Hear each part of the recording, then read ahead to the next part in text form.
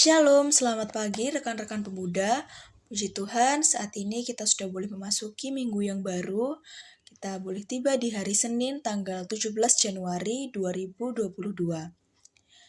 Saat ini kita akan kembali bersama mendengarkan dan juga merenungkan kebenaran firman Tuhan. Namun sebelum itu, mari kita bersatu di dalam doa.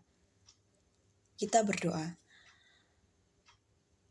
Ya Allah Bapa kami yang bertahta di dalam kerajaan surga, kami mengucap syukur pada saat ini Tuhan, Engkau masih memberikan kami waktu, Engkau memberikan kami pagi yang baru Tuhan, dan saat ini kami anak-anak-Mu mau mendengarkan juga merenungkan kebenaran firman-Mu.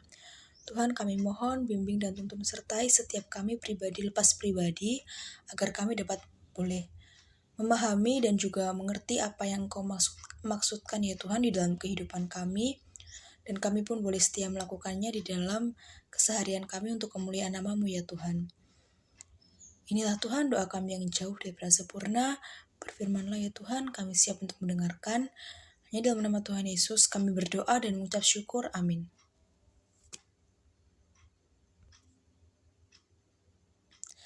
Ya rekan-rekan pemuda, bacaan kita pada hari ini terambil dari Injil Matius pasal 5 ayat 6.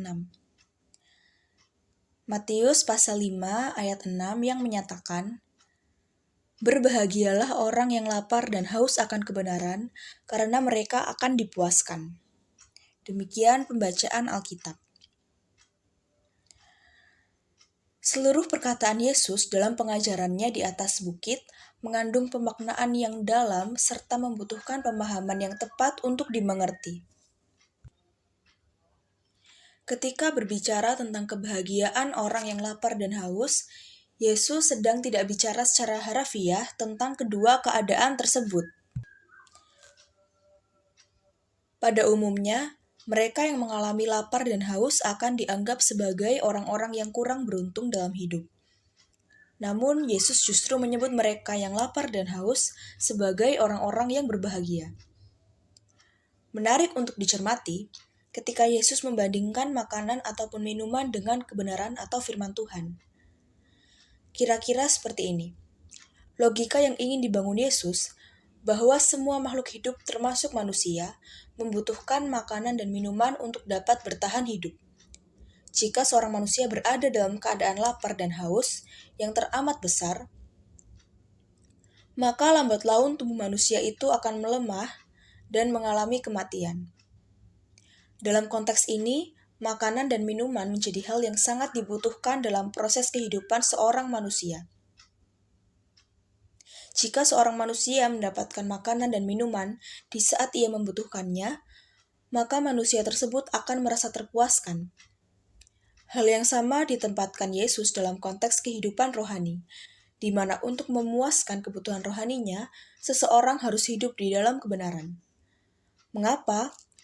Sebab tanpa kebenaran yang berasal dari firman Tuhan, maka sesungguhnya manusia tersebut telah mengalami kematian secara rohani. Memahami maksud Yesus dalam teks ini, maka muncul pertanyaan reflektif yang membutuhkan jawaban iman.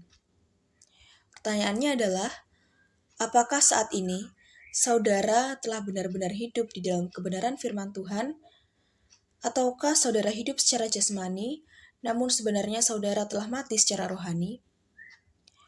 Mari menjadi pemuda-pemudi gereja yang mengejar kepuasan rohani, yaitu membangun hidup dalam kebenaran firman Tuhan.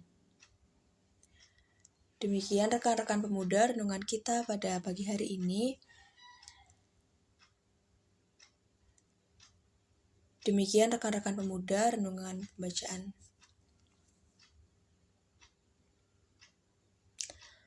Demikian rekan-rekan pemuda renungan firman Tuhan pada pagi hari ini.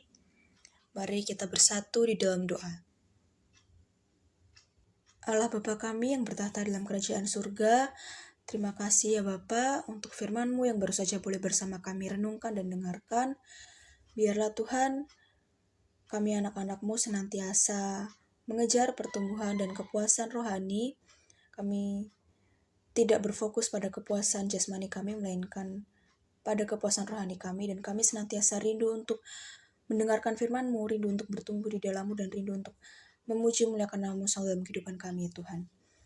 Inilah Tuhan doa kami yang jauh daripada sempurna, bila sebentar kami mau melanjutkan aktivitas kami hari ini Tuhan, kami mohon sertai bimbing dan tuntun kami, agar dalam keseharian kami dan aktivitas kami hari ini Tuhan, kami boleh senantiasa memuliakan nama-Mu. Inilah doa kami Tuhan, dalam nama Tuhan Yesus kami berdoa dan mengucap syukur. Amin. Terima kasih rekan-rekan pemuda, selamat melanjutkan aktivitas, Tuhan Yesus memberkati.